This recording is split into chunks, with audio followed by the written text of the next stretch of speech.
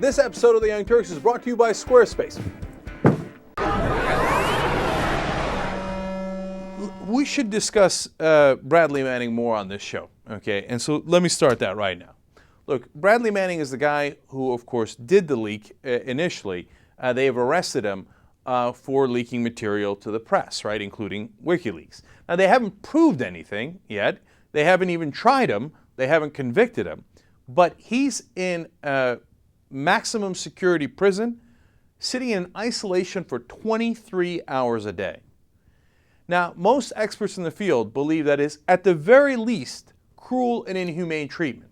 We reserve that for our worst criminals, the ones that are in the supermax in Colorado after they've been convicted.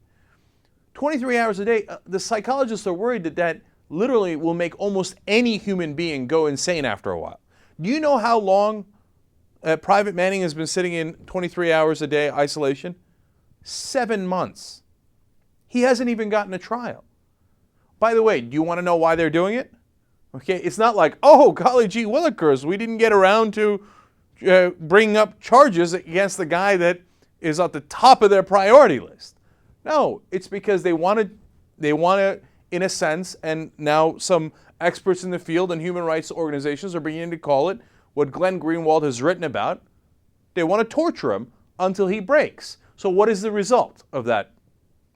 If he breaks, what happens? Well, they're not interested in Manning. They're interested in Assange. So they want Manning to say, oh, yeah, Assange made me do it, and he participated in it, and he participated in our espionage. Now, if you look at the private correspondence that has now been leaked to the press of Manning about the leaks, why did he do the leaks? It has nothing to do with espionage. In fact, he says it's to a friend. He has no idea this is ever going to get out. In fact, he hopes that it doesn't because that led to his arrest.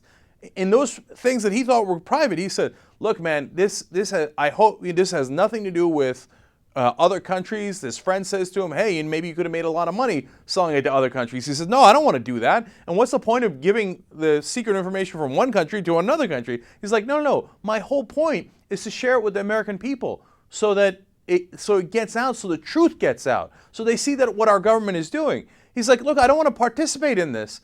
Well, a lot of these actions are criminal. He is a classic whistleblower. Now, Julian Assange, in my interview with him, went further and said he's a political prisoner. He did this for politics, for political reasons, for transparency, and how he views our democracy in the U.S. And you're going to keep a political prisoner in what is worldly recognized as inhumane treatment when you haven't even convicted him or tried him?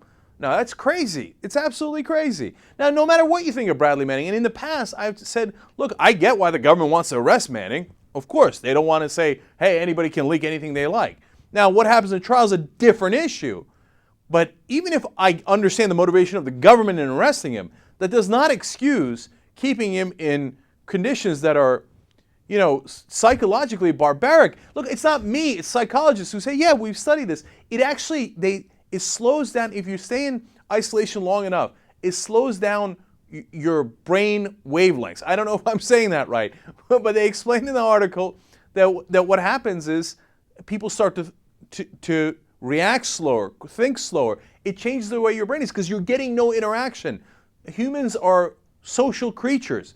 Glenn Greenwald, in his article in Salon, talked about how people returning from Vietnam who had been kept in isolation and tortured in other ways, including Senator John McCain, said the worst of it was the isolation because it makes you lose your mind.